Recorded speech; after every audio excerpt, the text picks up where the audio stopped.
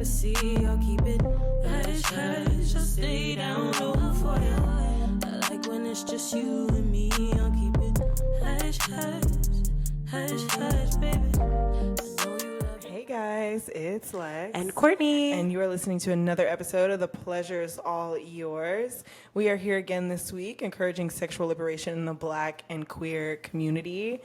Just creating a space where we can come and talk and learn and play and kiki and really just emphasize that the pleasure is... It's all yours, baby. It's us. What's up, girl? Hey, raw. It is... Tuesday. It's Tuesday. We just be potting whenever these days. Yeah. Whenever we can fit it in. Whenever we can fit it in. Usually it's Sunday, but yeah. But we're gonna get back to that because my schedule is changing a lot, as you know. Yeah. So I've just really been enjoying my free time for now. And that's okay. And now I'm like 15 minutes away from you. Yeah, very easy. Right down the highway, babe. Down the streets. Wow. Neighbors. Right. So we start every episode, of course, with a catch up / pleasure moment of the week, which is just one thing that is sexual or non-sexual that we found very pleasurable for our week. So, Court, what was your pleasure moment? I am gonna say my pleasure moment was pleasure mapping. Yeah. With my what do you call your lover? Yeah, I call her my lover. Okay, I'm gonna call him my lover. Yeah. I pleasure. Like, what is that? Like, yeah, like what is that? What is that? When somebody says this is my lover, what do you think? Okay, so to me, I think my definition of a lover is they're not like we don't have a thing, but we have a thing. Yeah, like we don't have like it's not like crazy emotional, like it's emotionally invested, but like not too much. Lots of sex, lots of nice intimacy also. Yes. And then when I don't feel like being bothered, I don't get bothered. Yeah, that's a really great way to. Okay, great. I love that. When you think lovers and friends, I'm thinking like, okay. Yeah. Lover. Yeah. Like we spend a lot of time together. We have the intimate moments. Yeah. But there's still a degree of separation that we both need right now to, continue being human beings. Exactly. Thank you. Yeah. So my pleasure moment was pleasure mapping with my lover. Mm-hmm. It was Saturday night and we just weren't feeling like super sexual, but he started going, I have my tall ass toy drawer next to my bed. It has 5 different baskets in it, all, ranging from lubes and stuff to like handcuffs and ties and toys and everything. Yeah. So he was just going through each one. He was like, how come we've never looked through all these? So he just started taking out things that interested him and like he just compiled it all into one bucket. And then I took a shower and when I came out, he had like tea lights all over the floor and like he had like moved everything around and like laid out like some sheets and like a bunch of pillows and like laid everything he wanted to try out. And we just spent like 2 hours like discovering things. My eyes were closed for them, like my eyes had a blindfold on for most of it. But he gave me like a really nice massage. He like kind of stepped into his like dom thing, I guess. He likes to like pretend that he's that all the time and I'm just like, no, you're not. That's me, babe, and I'm letting you take over today. So he was a little confused like at first, but I could tell he was really getting into it after a while because he was really starting to get like very bossy, and I appreciated that. But one of my favorite parts, like I was telling you, was when he grabbed some wine that was next to him, and I guess he put it in his mouth, and then he grabbed my throat from behind, and he like lifted up my chin, and he like made like a U, with your mouth. Like where they open your mouth for you. Thank you. Yeah. And he like spit the wine back into my mouth, and I was like, "Oh, this went straight to my pussy." Sexy fun juice. Sexy fun juice, which is kind of gross because he's sick, as I told you also. Okay, but he didn't know he was sick. Like he was just feeling bad, and I was like, "It's allergies, nigga. Shut the fuck up. Eat this pussy." As you should. Right. Like I don't really give a fuck until it's serious. But he is sick, and I didn't get sick. I'm good. I feel fine. I've been feeling fine. So, but anyway, it was a really good time, and it was just kind of like no expectations. Was I super horny afterwards? I was. Was he in the mood to have sex? He wasn't. So, was I blue balled? Maybe a little. Maybe a little bit. But I really did enjoy not having the expectation of it having to go anywhere. It was really just like, he came out of it and he was like, I feel like I learned a lot about your body. Like, he put ice in his mouth and was like just touching me everywhere and like seeing how I'd react to that. Oh my God. What? Okay. I figured out a part of my body, and this was like before the pleasure mapping, but he incorporated it because he knows that now that's a thing. Yeah. Bitch, I don't know when this happened, or maybe nobody's ever touched me there before, which is weird, right? But he like was licking like this part of my back, like pretty much like all the upper back from shoulder to shoulder, like your upper back. And he would just draw like lines on it, like with his tongue. And like, when I tell you, like, it like makes my whole body like jerk reaction. Yeah. Like, it's insane. I didn't know I was that sensitive there. It's like that spot on my back. Where is your spot? It's like somewhere in this area. Like in the middle? Yeah. And I that's what I'm like, the one I'm like, oh, I turned into a croissant. Yeah. Like bend weird, and like it just makes my eyes roll back in my head. It's insane. So like, he spent a good time doing that with some ice, and like, I was really excited to learn about another part of my body that I didn't know that I could experience so much pleasure on. And you know my favorite position. Yeah. So that plus that. What is it? Dun cha cha, baby. Yeah. Okay. That's my shit. Yeah. Okay. So I enjoyed that. That was probably definitely my pleasure moment, because I learned a lot about myself, and I think my partner learned a lot about my body, and that's always fun, you know? Yeah. I think, well, first, I love that for you. Thank you. Obviously. I think my pleasure moment was probably like, I had to abruptly move, a whole bunch of drama with that. But after the move, I was just so sweaty, and like, my hair smelled so sweaty, and it had been like a few weeks. And I'm new to getting my braids. Everybody's like, oh, you took them out so soon. I was going to say that. But like first, like, my hair's so short, so I was afraid to wash it. And like, I don't know if the hair came loose, because my hair is so short. Yeah, you don't have too much to grip on. Exactly. So I don't want to put water in there. All the gel's gone. Now my shit's all even more puffy, shit like that. So I was like, I'm not even going to worry about it. So I took it, like, my pleasure moment was probably like taking my hair down, and like, Red was there helping me move and everything. And so I was like, okay, I think I'm ready to take my hair down, because my hair just smelled so sweaty, and it was just really bugging me that I could smell it.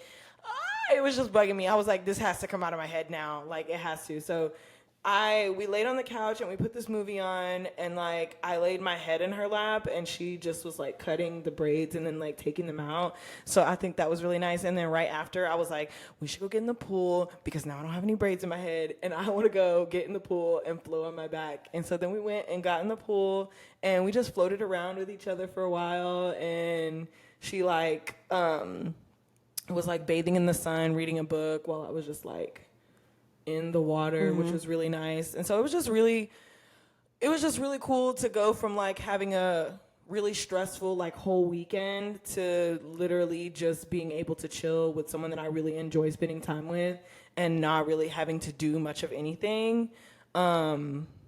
And yeah, that was probably just my pleasure moment. That's very sweet. I love, like, that's such a love language, like helping take down somebody's hair, or like doing somebody's hair, oiling somebody's scalp, retwisting somebody's locks. Yeah. Yeah, those are really beautiful moments. And I just realized that I just like two hands. If you put both of your hands in my hair and you sink them into my hair and you just start scratching my head, I'm like, oh my God. That's your eyes roll back in your head. Yes, yeah. It's so good. And she was like, not you and Bean having something in common. because Bean likes it when you put both of your hands on his head and you start scratching him.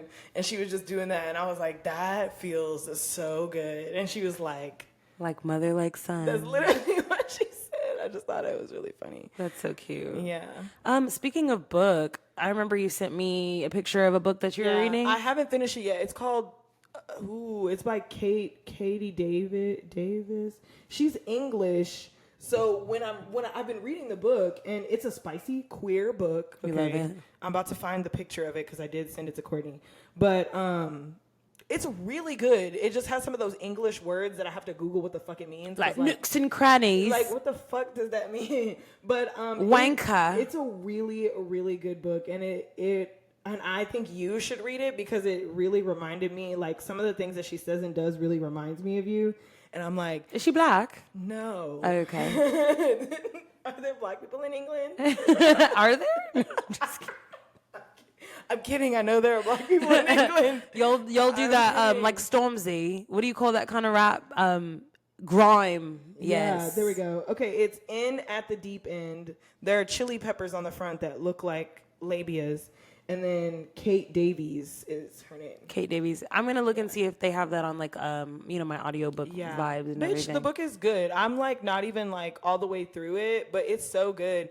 And I just think it's really funny because it's like one of those I didn't know I was gay. Oh. I didn't know I was this gay. Okay. That's why I said I'm like she met one person and was like, okay, wait, hold on.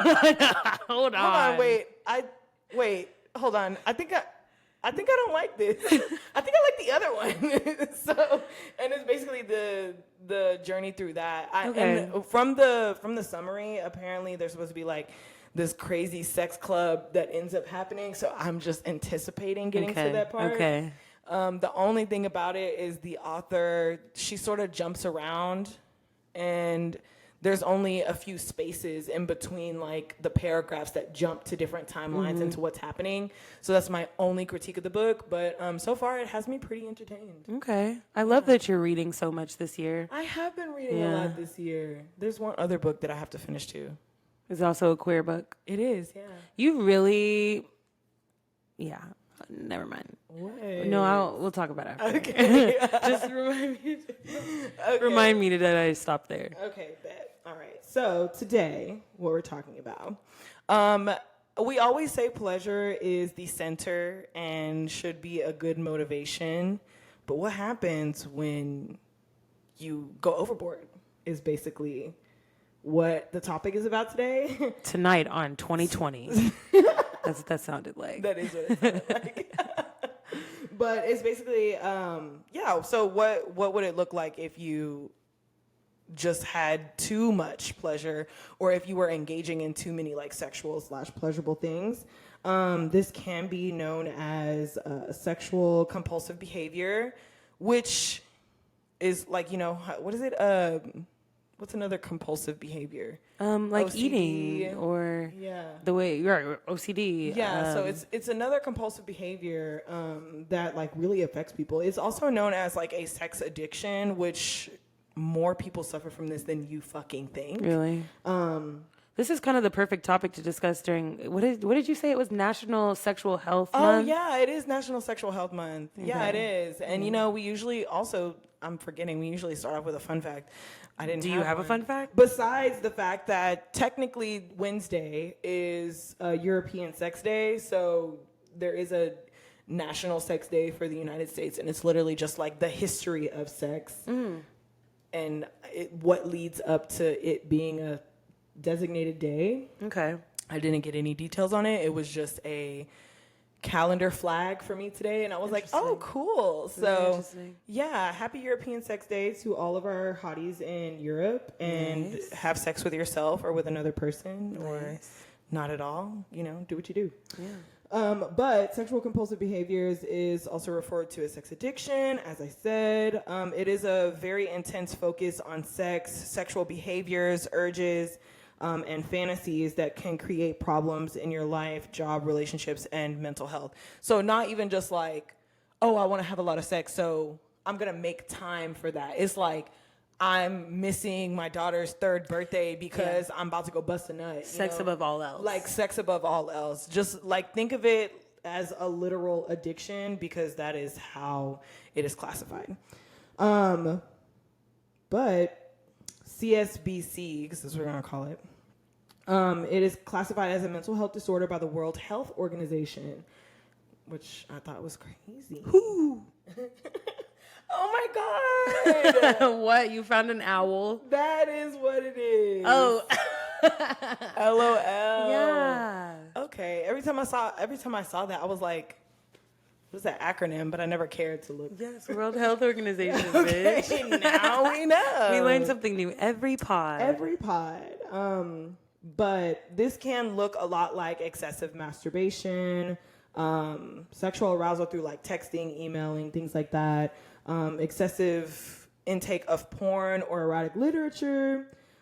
This is also excessively paying for sex or sexual favors, things like the strip club. Nothing wrong with paying for sex, though. Nothing wrong with paying for sex. Listen, we're for the girls. For the girls. We're for the girls, okay? So if you gonna pop that puss for a dime, I just want to let you know we're here to support. And sometimes I have a dime for you. And sometimes I got a dime. Exactly. Pop that pussy for a real nigga. Hello.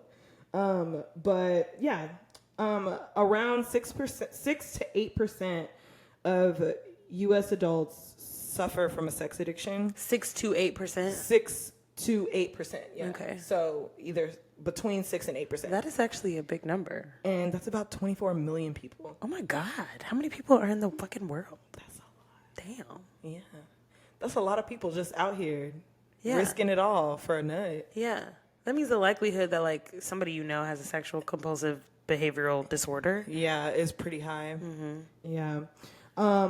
While most of these people are men, women can also be sex addicts.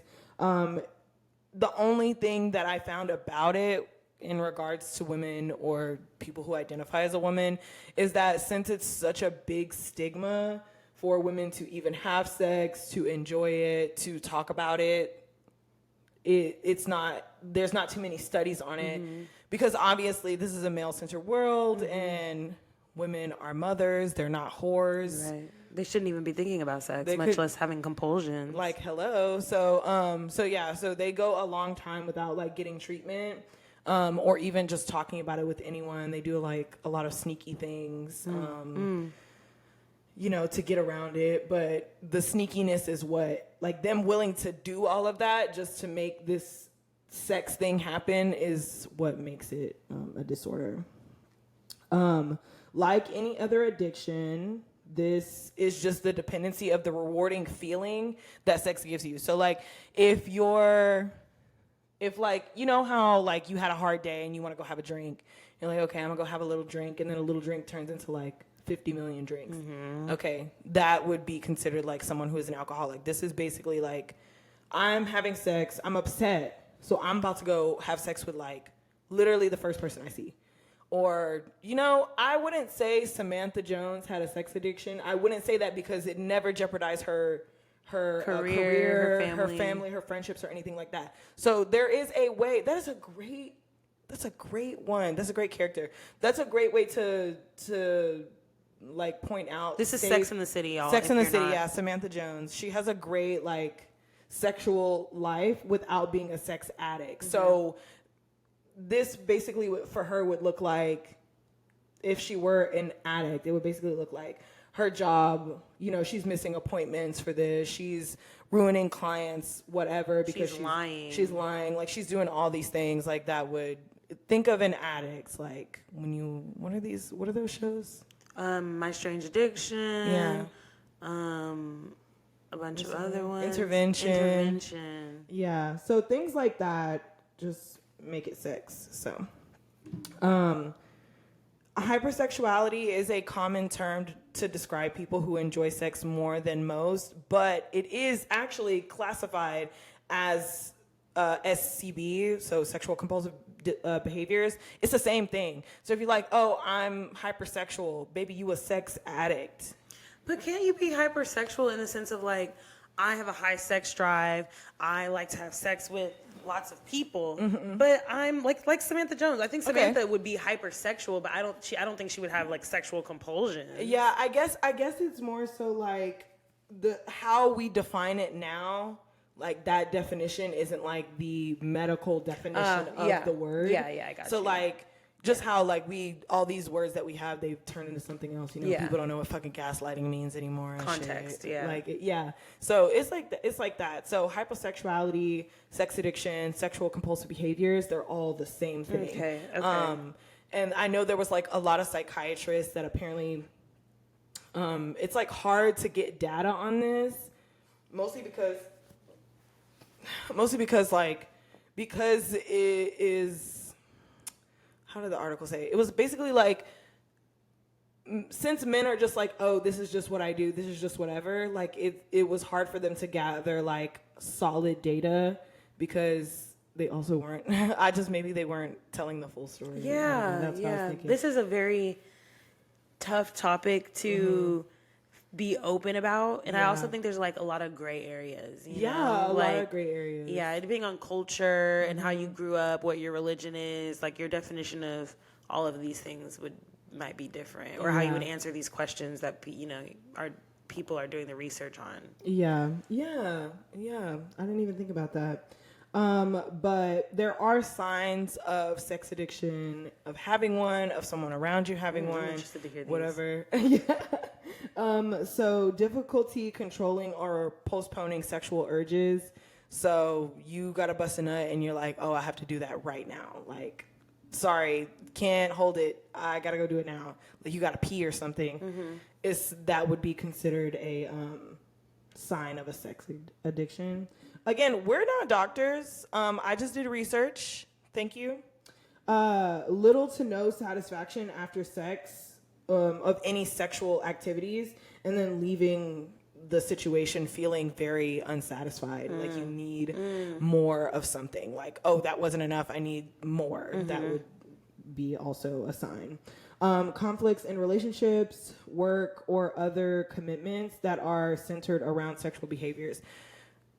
So I took that basically as like, literally you wanting sex is affecting your relationships, your work, any other relationship that you have. It would be putting a strain on it. Exactly. You're putting sex above those things. Yeah. Excessive amounts of money spent with sex workers. And I did put in parentheses, only if this is detrimental to the person's finances, lifestyle, or relationships. Because some people just got it like that. And they do, and they like to trick on a bitch. And I'm not talking about those guys. I'm like... talking about Bill down the street with a 40-hour job working at fucking... You spending your last dime on a taste of pussy. Yeah. Baby, you got to reevaluate your priorities. Yeah. Yeah, so there's that, right? That's when things are getting dark. Yeah. You spending your money on that? What is that? There's a Megan Thee Stallion song where there's like the rappers, it's on Something for the Hotties. The rappers at the end, they're like, you ever seen a bitch so fine and make you spend your last on that shit? Never. Girl, I gotta get home. Girl, who's taking me home right now?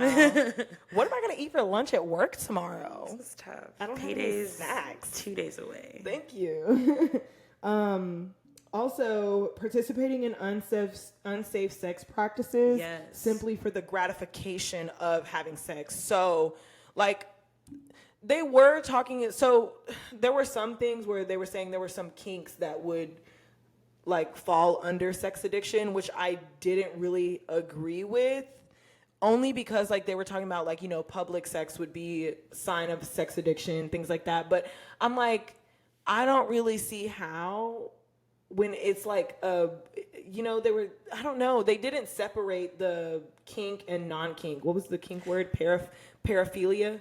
Yeah. Remember that word? Yeah. We learned that word. Yeah. So they were saying, like, paraphilic and non ones, they were different. Like, I feel like an example of, like, kinky, like, need for public sex would be like if you're fucking at a window in a hotel, and you're like a few stories up from the floor, and you guys are just fucking on the window, knowing that people might see you.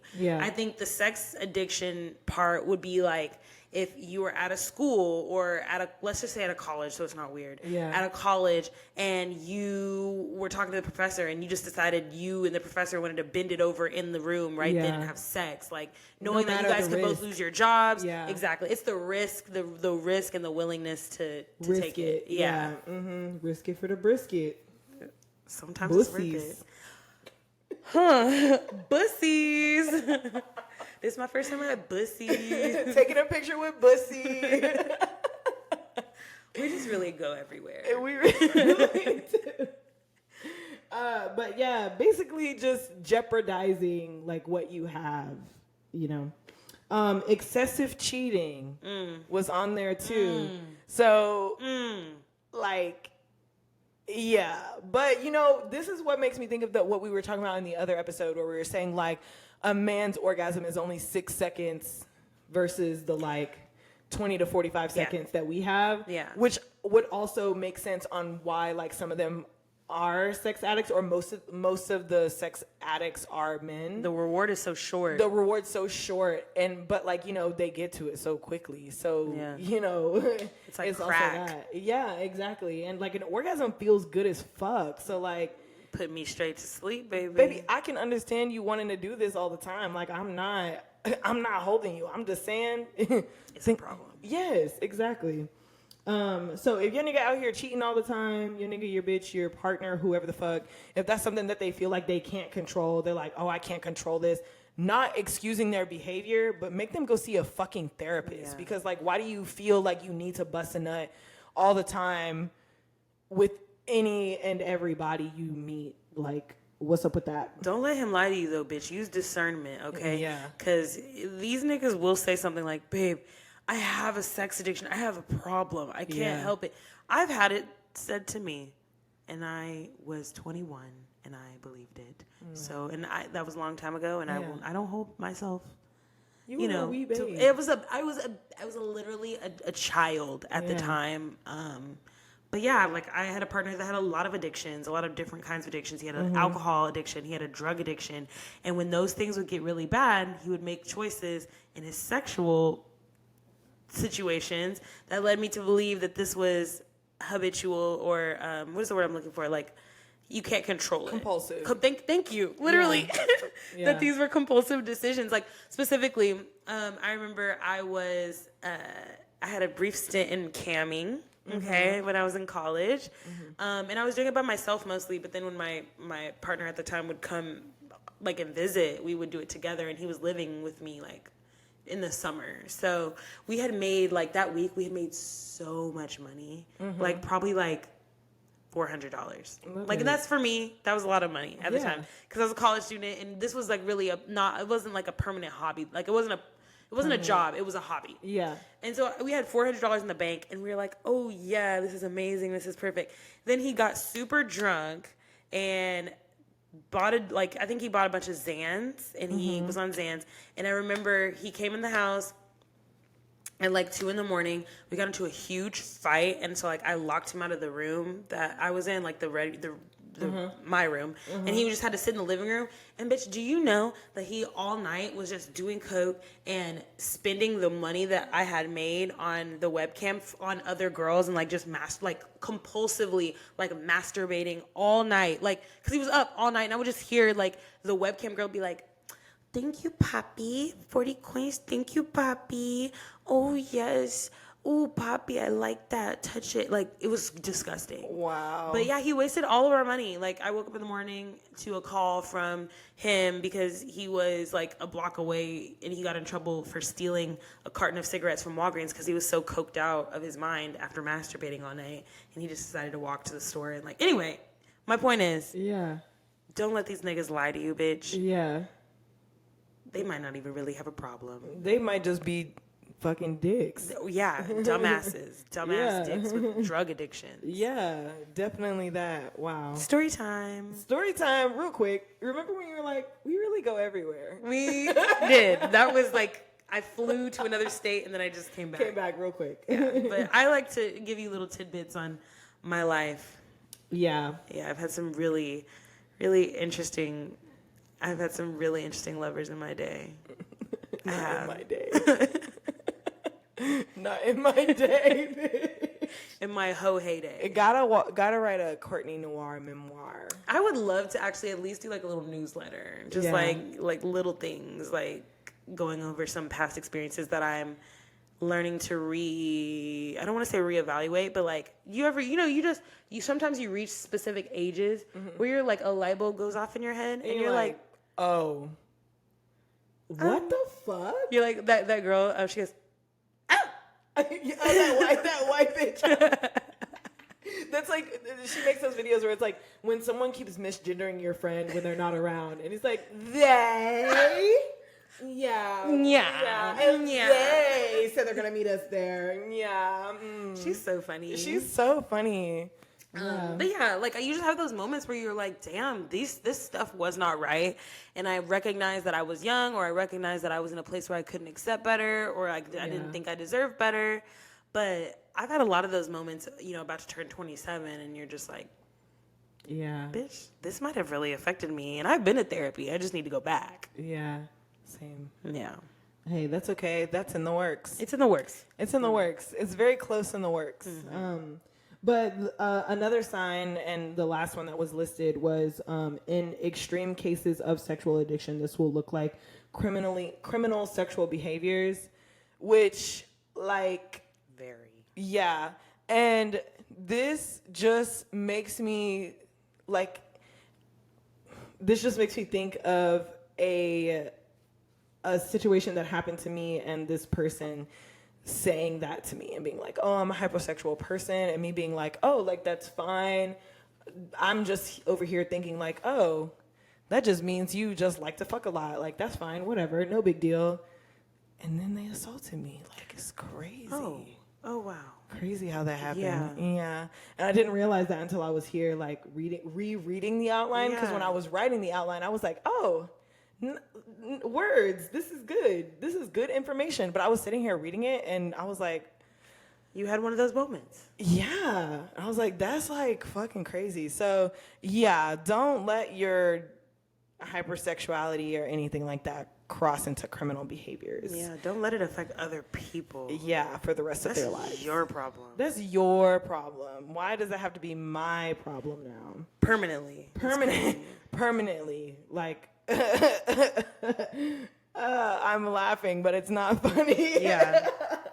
It's actually really horrible.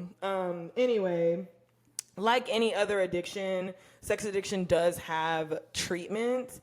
And there are even things like how there's like AA, and you can go, what is it called? Group therapy or group sessions, things like that.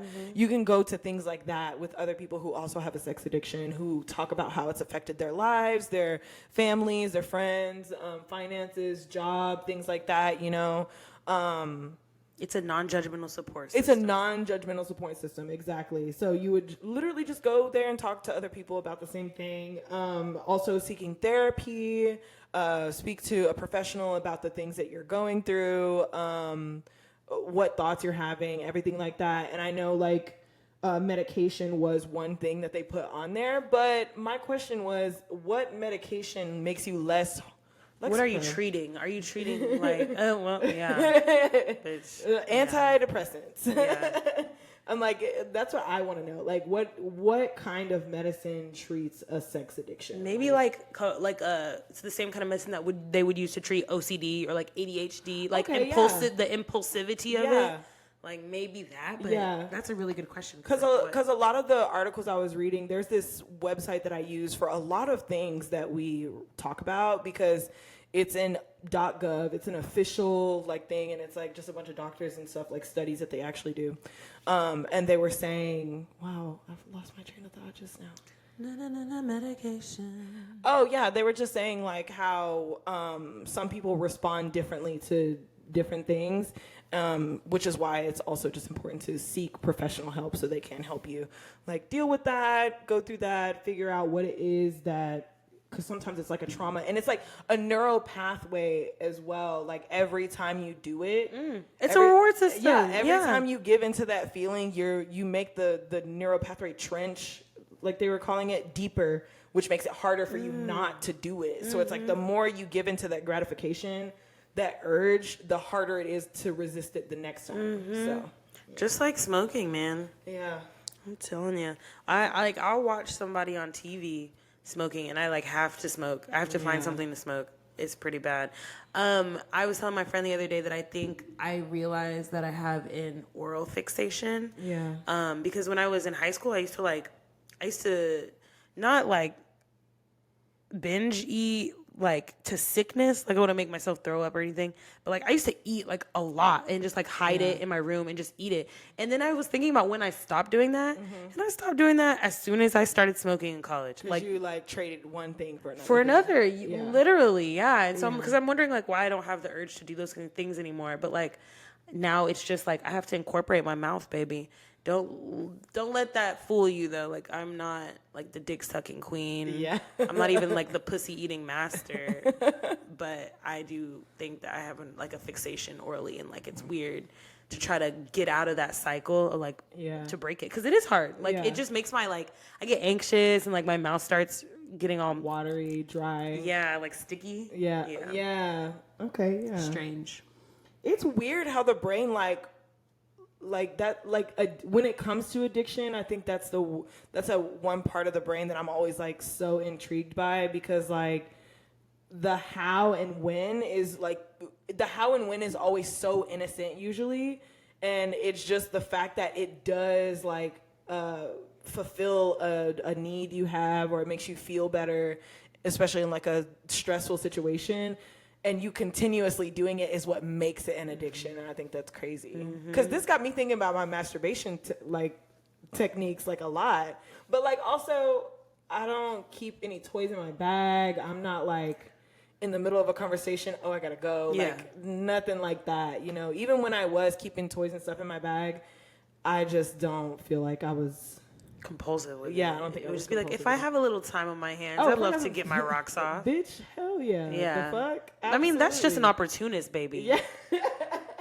Yeah, literally every time, especially like working when I used to work in the sex shop, because I just feel like there's so many opportunities to be horny. Yeah, for sure. Even accidentally, it's like people would come in and you're like not even attracted to them, but it's like what they're buying and what you're imagining that they're about to use it for is what is making you horny. So it's like you yourself not doing it for me. What you're about to go do though, the act. Doing it for me. Yeah. Wow. Literally, the brain is so interesting. It is. I want to see it.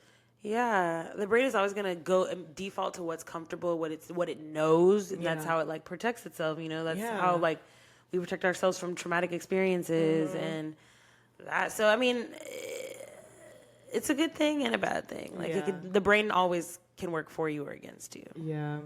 Yikes. Like, is you my nigga or is you not?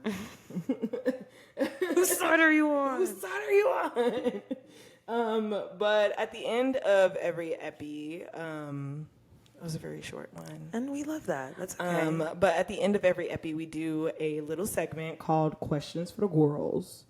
And I have a few questions for the Gworls. Okay. Do you think you have any sexually compulsive behaviors, or like anything that you would consider like close to it? Sexually, honestly, no. Compulsive then? Just any like... No, like I right now really can't think of it. Like I masturbate when I can. I like to masturbate before I go to sleep, but sometimes I'm too fucking tired and I just go to sleep. Sometimes you forget that you even want to masturbate and you go to sleep. That should be so annoying. That'd be pissing me off, it's always on the mornings when I have things to do. So I wake up and I'm like, fuck, I don't even have enough time to masturbate, and I fell asleep before I had time to masturbate last night. Yeah. So no, like honestly, no. I don't have any sexual compulsive behaviors. What about you? I don't think I have them anymore. I think like when I was like, especially like in my hometown when I was still living there before I left, I think I was being like very sexually compulsive, which was not good. And like it's not good because I was with someone, which is why I called it compulsive. Deceit. Yeah. Deception. But disgrace. Lion King. But yeah, that's the only thing I can think of, like risking it for the brisket, you know. I feel like my ex would probably say something. But they were also extremely like the opposite end of the spectrum. Yeah. I mean, other than the fact that you were, you know, like you said, you were doing things that, like you really shouldn't have been doing, but like would they have been able to understand because they just didn't have the same drive that you did about anything? Yeah. So that's the only thing I would say, and that's definitely something I also just feel like that was me, like 20-something puberty. Yeah, also, I feel yeah. like that a lot of my hormones affected that. But at this present time, I don't think so. No. Yeah. I have a lot of urges. I have a lot of sexual urges, like a lot of the time. But most of the time, the most that they'll affect me is like I'm in the middle of doing something or somebody's in the middle of talking to me and I like completely zone out. And I'm like, oh, I zone back in. And I'm like, wow, I was just thinking about getting fucked. I was just thinking about what it would be like if I just told you, let's finish this later. Let's finish this conversation later. And then I just went and got fucked. Like, you know, but I resist the urge. And that's the difference between like having an urge and having an addiction. Mm-hmm. Yeah. You can just ignore the urge. Yeah, you can save it for later. Yeah. Yeah. You can acknowledge the urge but not act upon it. Right. Okay, love that. Okay, and this I feel like was a really good question. When it comes to like media and how sexual the media is, how do you think that like media contributes to sex addiction? 110%, and let me fucking tell you why. Tell me why. Bitch, I have become so accustomed to Twitter porn that sometimes when I get on Twitter, I have, you have like your private list that you can build and like put things. So that's where you go check first. I like read my newsfeed and then I check my porn newsfeed. And it's like, I will be at work. I will be on the road. I will be at the grocery store. But if I hit Twitter app, I have to go check my Twitter porn. Yeah. And it's like, I'm not going to try to like jack off right there while I'm watching it. But I have to see what's going on. I got to see and then I got to like favorite it so I remember to look at it later. Yeah. Like it's just so easily available now. Yeah. And like we have grown up in that, I think that era in general, because I remember I was on the home computer upstairs when my parents were taking a nap at 6 or 7 looking up boobs or like the word sex and stuff like that. And then we got iPod touches and things that had Wi-Fi capabilities by the time we were 12 and 13, which is like puberty, babes. the golden age for trying to find porn in any way. And so we just grew up having porn at our fingertips and being able to literally search for anything that we were curious about. And I think, like there's a lot of people, men and women, young men and women that are our age, especially with porn addiction. Yeah. And like, they don't really realize that it's an addiction. Yeah. But it's just so available that if it's something that we can get to so easily that we just use it as a crutch. Yeah. You know what I mean? I will say, speaking of like porn and us being so like, accustomed to it, like making us horny, especially. I recently had a sexual experience with, my lover, and that was one thing that we had playing like in the background. Really? Yeah. Really? I learn something new about them every day. Yeah, right. So we had that playing in the background, which I thought was like... What kind of porn though? It was like, I don't know, it was just literally some regular, like, I love homemade. Yeah. I'm a homemade kind of bitch, a homemade public kind of bitch. I love that shit. But she's more of like, I need to, she literally says, I need to see everything. I want to see her face because girls are pretty and I want to see boobs. Like, okay. She's a boob girl? Yes. Man. Oh my God. But you kind of have the whole package. Yeah. So. And you know what? That's literally what she said to me yesterday. When I was getting dressed, she was like, it's just crazy that you have ass and titties. Like, you have all the things. Like, wow. And I was like, okay. Are you gonna tear up? What you feel like today? A little bit of the back, a little bit of the front. Not are you gonna tear up? Just feel so blessed. That's basically what she was saying. But yeah, the porn in the background definitely like was interesting, and I feel like it added a little razzle dazzle, just because like sex noises, just in general, like love a good rhythmatic thrust. Yeah, the macaroni noises, love those. Is it like, are you all watching hetero sex? Yeah. Interesting. That's so interesting. Very interesting. Yeah. And she doesn't like she doesn't want to see the dick sucking too much. Yeah. Unless they're deep throating. That's the only time. Wow, relatable. Yeah. I only want to see if it's kind of super messy.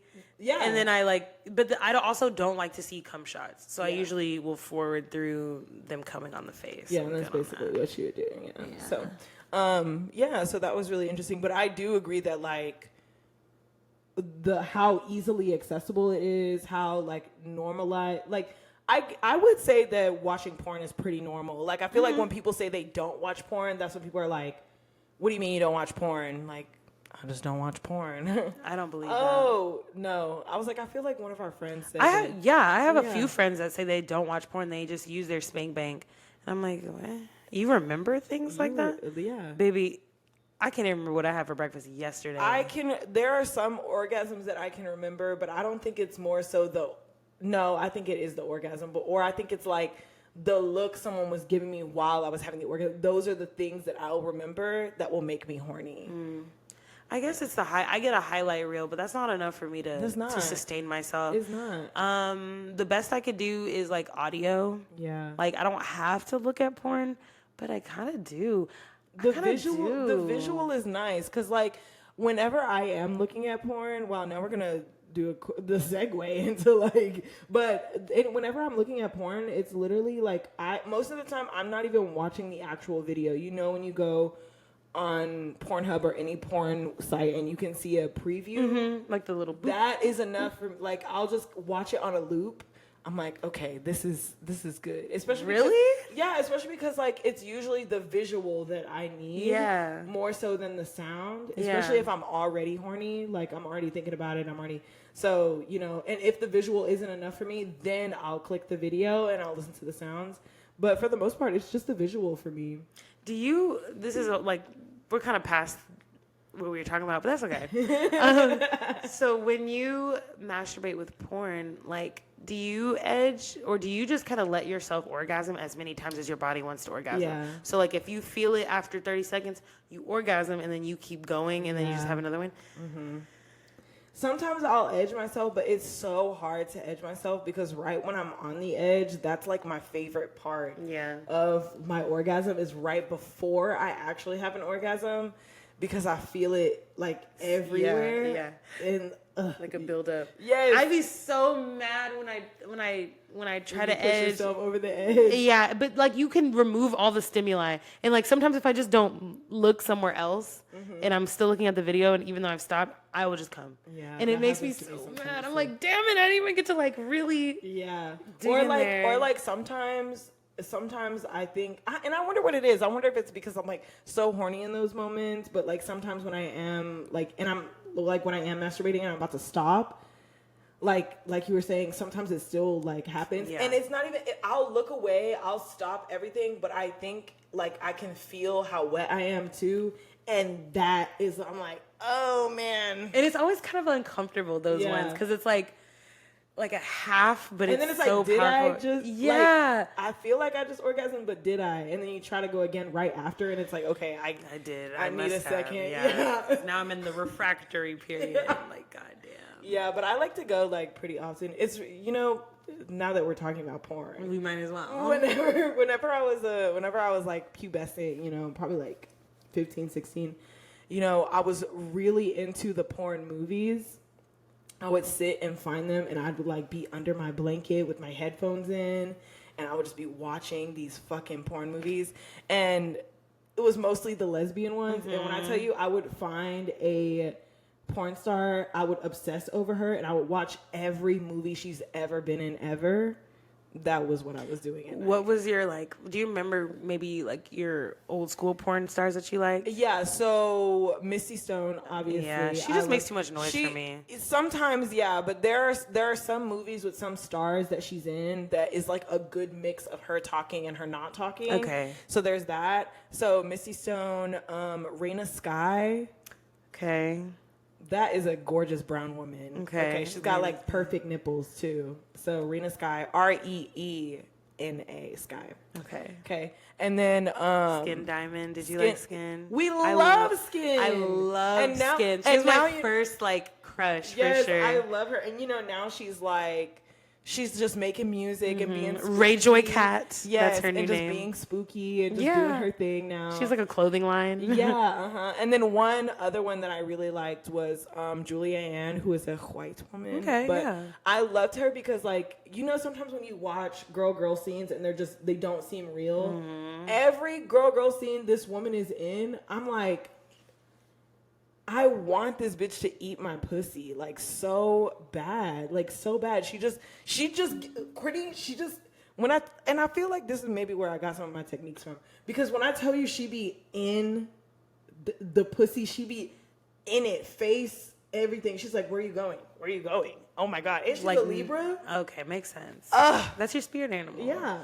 I'm trying to remember her name. It's like Skylar something, but she's white. Mm-hmm. She's kind of she's not she's like what you would say STEM, in between feminine and masculine. Yeah. But she loved to strap girls down. Yeah. I don't know if you know who I'm fucking talking about, but I don't think so. She's also one of those girls that pretty much only did girl on girl scenes mainly, and she was eating that pussy. She was strapping them bitches down. She was always topping these hoes in the best, gayest way. I love that. Yes, loved her. Asa Akira. I like a rough girl that really that's why I really like Skin Asa Diamond Akira. and Asa Akira because when I was growing up, not that so bitch much is now. Crazy, and I love that. Not so much now, because I feel like life influences the kind of porn you want to watch, because sometimes you just watch the porn now and you're like, I can't.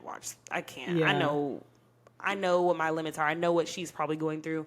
I know what these people are thinking. Yeah. So I have to not watch it. But I loved girls that would do the rough videos, but clearly they liked the rough videos. You know what I mean? And that was Asa. Asa was an anal girl. Anal bit. I'm not even an anal girl, but I would be looking at her videos she's amazing. That's how are one you doing thing this? she's really known for is her anal videos, because she makes great anal videos. And Skin did really good girl scenes. That was mostly what she did anyway. Yeah. And she did amazing girl scenes. Black or white, when it came to the women, if you were really into women, Girls Way, then they still make the best girls porn. And Girls Way is run by lesbians. That's why the porn's so good. It feels real. Yeah. You know who just did a Girls Way new video I saw on my Twitter porn today? Demi Sutra and our girl Kira Noir, because they're actually a couple. So I watched that video so fucking hard. I was like, okay, I will. I bookmarked it for tonight. Oh my god! There's one that they did together before they were dating. It was the first. I don't think it was the first scene they did together, but it was the first scene I saw that they did together. Oh my god! I was like, oh my god! It literally was they're like, oh, we're besties. I actually have always wanted to kiss you, and it's yeah, we should do that. And then they just fuck stupid, but it's just, you can tell, especially as a femme who is really into femme on femme fucking, you can just tell when bitches are really into each other, and these bitches are really into each other, and I just really, really fucking appreciate that. Love that. Yeah. They have, I don't know if it's Demi's partner too, but there's this Asian guy that Kira is also connected with, in whatever way that they're connected. Mm-hmm. And he's so hot. And I keep waiting for that threesome, because they do a lot of content together. Yeah. I can't wait. I love Kira Noir as well. She's my homegirl. I can't wait to meet her. I know I'm going to meet her. She what was it? She liked my tweet. Oh my God. You guys are basically friends for real. We're besties. Wait, time out. I don't care if this is on the podcast. What you sent me that TikTok and you were like, oh, they follow us. Who was that? Please tell me it was put your tongue in the ass so I'm freaking with it outside. I wish Ayana. Yeah. I wish it was her. Who was it? It was this girl who made that video that I sent you, where she was like, when my friends say they're bored and I say we should join a sex group on FetLife. Okay. She already follows us. That's dope. I love that. Literally was like, oh, I'm going to follow her on Instagram. And I'm always on the podcast Instagram anyway. So it just opened and I was like, no fucking way this bitch is already following us. That we are really reaching our target audience, and I really fucking love that for us. Yeah. I do. Because her TikTok popped up and I was like, no, this is relatable. Very. This is really relatable. I'm bored. Let's join a sex group on FetLife. Hey guys, let's make our own sex group on FetLife. Ooh. Should we wait another week? To announce the thing? Are we not announcing it at all? I mean, we could. No, we don't have to. We don't have to. No. Okay, I'll cut it out. I'll cut this part out. Okay. Yeah, I loved that though. I know we've had a porn episode, but it was more like porn categories, I think, or something. Yeah. So we haven't really gotten to talk about like what we like about porn very much. I feel like instead of what we like about porn, I think we should. Okay, this will give us homework. I feel like I love homework. Especially TPAY homework is always fun. I think that we should go through like who our favorites are. Okay.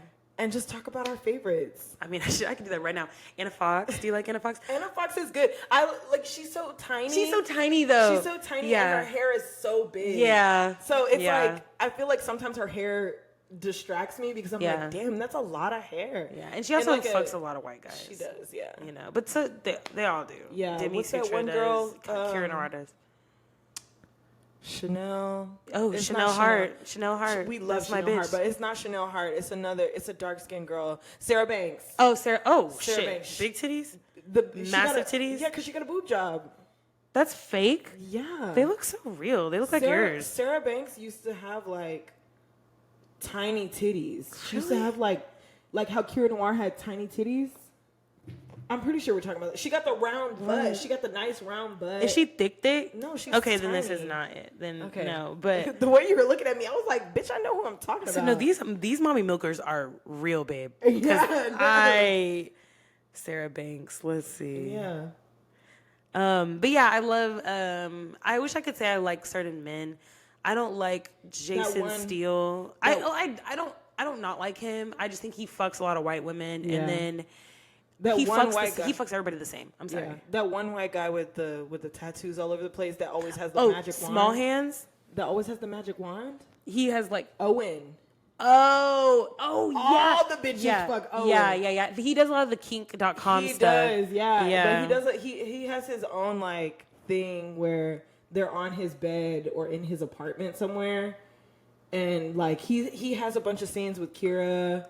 You know who I'm talking about. I know her now. I do remember when she had small titties. Yeah. See, yeah, that's her. So gorge though. Yeah, she is super pretty. But she also fucks a lot of like white men and couples. Yeah. So. I mean, it's part of the job, I suppose. I guess. What can you do? Niggas only is what I'm putting on my resume. Okay, what are you typing in on Pornhub? Or no, what are you typing in on anything? Because I guess we don't use Pornhub as much anymore. So, I mean, I'm probably looking for either like lesbian tribbing. That's like definitely a favorite of mine because I can't get my coochie that close. The closest I can get it is with the wand in between, which is fab. I'm not complaining about that. But what? Okay. You don't. No. I just go ahead. Okay. So there's that, and then probably like black couple, like ebony couple public. Okay, you like a couple thing. Yeah, there's this one video where it's like morning, and I love the morning. Yeah. I love the morning sun. And it's like morning, and it's this black couple, and they're literally on the side of their apartment complex in this open field, but like sort of up against the building so you can't really see them. And they're just fucking in the sun, like just enjoying the morning. Oh my God. And then like I'm guessing it's probably like too out in the open, so they moved to a stairwell, but you can see like the traffic on the road, like behind the stairs. I'm like, ooh, this is the one. That would hit it for me. And the angle is just so nice. The angles really matter. Yeah, the angles matter. I love a nigga who knows how to hold a camera. I like to either watch a lot of intensity or like no intensity. So I either watch a lot of like female like masturbating videos. That's the no intensity. They're just fucking themselves. Even when they're like squirting, they're just fucking themselves. Or I watch like Ebony Gangbang. Yeah. That's a good category. Like I have to see like 18 people at one time. I don't know. I love to watch a DP. I love it. Ebony Gangbang DP. Especially when both of the guys are like going at the same. Oh man, I love it. And you know who's damn good at that? Kira fucking Noir. Yeah, she kills a DP. Am I ever participating in a DP? Probably not. You know what? If it was gay, I probably would. You know what? Yeah. And I found a suction cup dildo that I didn't know I had in there this weekend. And he was like, yeah, we're putting that on the mirror and you're going to suck that while I fuck you. And then we're going to watch it. And I was just like, that sounds fucking amazing. And it sounds like a good way to lead into that. That's also get that fantasy you want. Like, sort of, but sorta. like, it's like a pseudo. Yeah. Yeah. Because I do want, like, I would love to try like a MMF, but do I have the balls for it? I believe you have the cojones. Yeah, like, you have to be really gentle with me if it ever happens. I feel like you would have to be gentle with them. I feel like you should be the one. Like, yeah. Tell them what to do, bitch. Yeah, you're right. But yeah. Well, we went from sexual compulsive disorder to what's your favorite porn. Welcome to TPAY. Very confusing episode. Yeah, but hey, we still learned something, and we learned something about the Gworls. Yeah. So, love that. We love that. But that's our episode Awesome. this week on sexual compulsive disorders or behaviors / who are the best porn stars and what kind of porn do Lex and Court like. If you don't already follow us, then you know where to find us at allyourpleasures _ Instagram, TikTok, that stuff. Subscribe to our YouTube channel if you're watching on YouTube to see our pretty faces. Yes. Hit that subscribe button, y'all. We are looking for guests. So by the time this comes out, I will have a new link. And if you would like to be a guest, go to the link in our bio on our Instagram and sign up on our submission form, our guest submission form. Hit us up in the DMs if you're not sure whether you think you'd make a good guest. We can, help you work through that, or just fill out the form, bitch, and we'll reach out to you, okay? Yeah. You don't have to be comfortable with being on camera, but we need to hear your voice, obviously. Yeah, right. So, I could put you in a little chair off to the side, and we can, if you're out of state, you can just keep your camera off. Oh, yeah. Yeah, we could definitely do it that way. Yeah. Yeah. So, we love you, whether you're listening to this on a Monday, Tuesday, Wednesday, Thursday, Friday, Saturday, Sunday, bitch. Have a great week. Bye. Hush, hush, hush, hush, baby. I know